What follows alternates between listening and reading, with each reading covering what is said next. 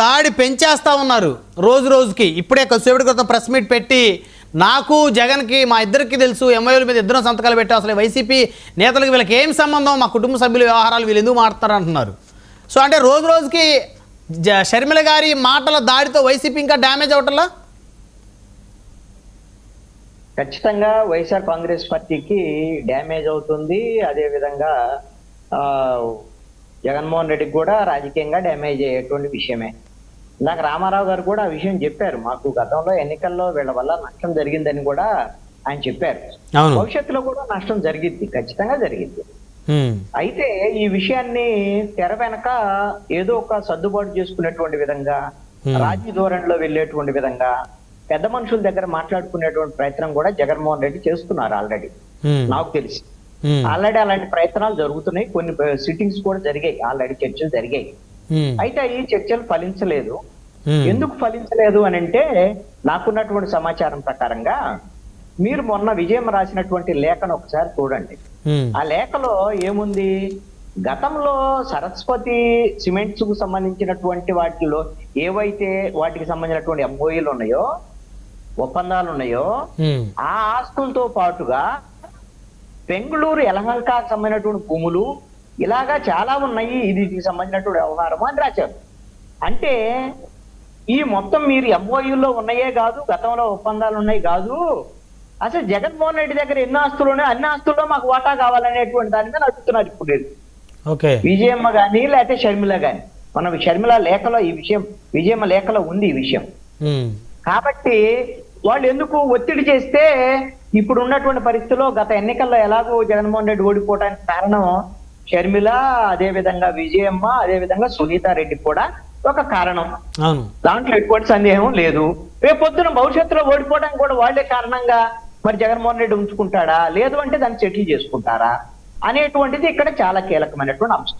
వాళ్ళు ఏం సెటిల్ చేసుకోగలరో చేసుకోలేనటువంటి పరిస్థితి అంతా కూడా జగన్మోహన్ రెడ్డి చేతుల్లో ఉంది, ఇంకా ఎవరి చేతుల్లో లేదు. ఇప్పుడు రామారావు గారు అన్నట్టుగా ఇదిగో చంద్రబాబు నాయుడు ఆడిస్తున్నారు, ఇదిగో వాళ్ళు ఆడిస్తున్నారు, వీళ్ళు ఆడిస్తున్నారు అంటే మీకు ఉన్నటువంటి అవకాశాలన్నింటినీ అందరూ రాజకీయంగా వాడుకుంటారు అందరూ, అంతే కదా. దాంట్లో డౌట్ ఏముంది అసలుకి? దాంట్లో డౌట్ ఎందుకు ఉంటది? అందరూ వాడుకుంటారు. ఇప్పుడు తల్లికి అన్యాయం చేశాడు, చెల్లికి అన్యాయం చేశాడు అని అంటారు. రాజకీయ ప్రత్యర్థులకు అవకాశం దొరికినప్పుడు అంటారు కదా. కాబట్టి దాని అవకాశం లేకుండా జగన్మోహన్ రెడ్డి వాళ్ళిద్దరిని సెటిల్మెంట్ చేసేసి వాళ్ళకి ఇవ్వాల్సిన ఇచ్చేసి వాళ్ళని బయటికి పంపిస్తే, షర్మిల గాని విజయమ్మ గాని జగన్మోహన్ రెడ్డికి రాజకీయంగా నష్టం కలిగించే ఒక్క మాట కూడా మాట్లాడరండి. మీరు ఈ ఆస్తులకు సంబంధించినటువంటి సెటిల్మెంట్ కింద జరిగితే షర్మిల వివేకానంద రెడ్డి హత్య కేసు గురించి మాట్లాడదు, విజయమ్మ షర్మిలకు సంబంధించినటువంటి వ్యవహారాలు వీటి మీద మాట్లాడదు, ఏమీ మాట్లాడరు. వీళ్ళు జగన్మోహన్ రెడ్డిని ఎవరైనా మాట్లాడినా కూడా ఊరుకోరు, వాళ్ళే ఆయన్ని కాపాడతారు. అది గతంలో కూడా మనం చూసాం. విజయమ్మ కూడా ఆస్తుల వివాదంలో అయితే షర్మిలకు న్యాయం జరగాలంటది. వాళ్ళ అబ్బాయిని ఏమన్నా అన్నారనుకోండి, అయ్యో మా అబ్బాయి అమాయకుడయ్యా, జగన్మోహన్ రెడ్డి ఏమనొద్దు మీరు అమాయకుడని మనకి చెప్పింది. అప్పుడప్పుడు మీడియాలో కూడా మాట్లాడదు వింటారు కదా, బయట కనపడ్డప్పుడు జగన్మోహన్ రెడ్డికి ముద్దులు కూడా పెడతది. కొడుకు కదా, ప్రేమ ఉంటుంది ఎలాగూ. అందుకని వాళ్ళకి ఆస్తికి సంబంధించినటువంటి వివాదం తప్ప, డబ్బుల వ్యవహారం తప్ప వీళ్ళకి వేరే ఏమీ లేవు ఇక్కడ.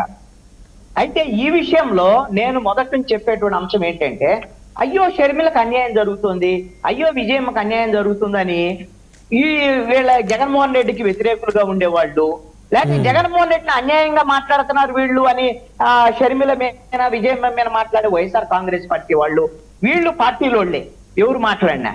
కానీ ప్రజల విషయంలో ఈ ఎవరికో అన్యాయం జరుగుతుంది అనేటువంటి వ్యవహారం అయితే ప్రజలకు లేదండి, అసలు ఉండాల్సిన అవసరం కూడా లేదు.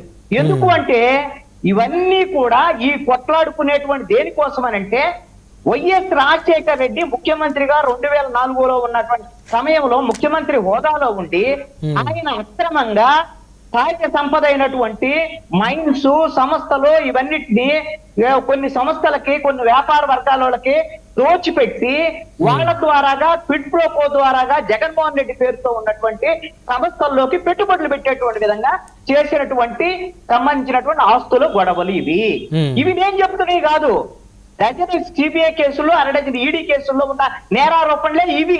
వీళ్ళు కొట్లాడుకునే అన్ని కూడా సిబిఐ కేసుల్లో ఉన్నటువంటి వాటికి సంబంధించి జగన్మోహన్ రెడ్డి ఎప్పుడైతే రాజశేఖర రెడ్డి ముఖ్యమంత్రి అయిన తర్వాత జగన్మోహన్ రెడ్డి పేరుతో సంపాదించినటువంటి ఆస్తులు, అక్రమ ఆస్తులు, దొబ్బేసినటువంటి ఆస్తులు, ఇవన్నీ ప్రజలకు సంబంధించినటువంటి ఆస్తులు. వీటి మీద ప్రజలకు ఏదో ఆందోళన, అయ్యో షర్మిలకు అన్యాయం జరుగుతుంది, అయ్యో విజయమ్మకి అన్యాయం జరుగుతుంది, లేకపోతే జగన్మోహన్ రెడ్డి కంటే వీళ్ళందరూ దొబ్బేసి పంచుకుంటున్నారు. దొబ్బేసి పంచుకునేటువంటి దాని గురించి ప్రజలకు ఎందుకంటే బాధ అవసరమే లేదు అనేటువంటిది నా యొక్క పాయింట్.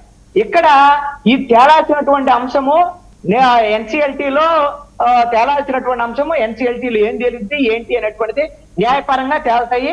తెర వెనక వాళ్ళు అన్నల దబ్బళ్ళు, తల్లి కొడుకులు వీళ్ళందరూ కూడా అందరూ కూర్చొని బెంగళూరులో కూర్చున్నారు. కాంగ్రెస్ వాళ్ళు కూడా మధ్యవర్తిత్వం వహిస్తున్నారు, బెంగళూరుకు సంబంధించినటువంటి కర్ణాటక కాంగ్రెస్ వాళ్ళు. కాబట్టి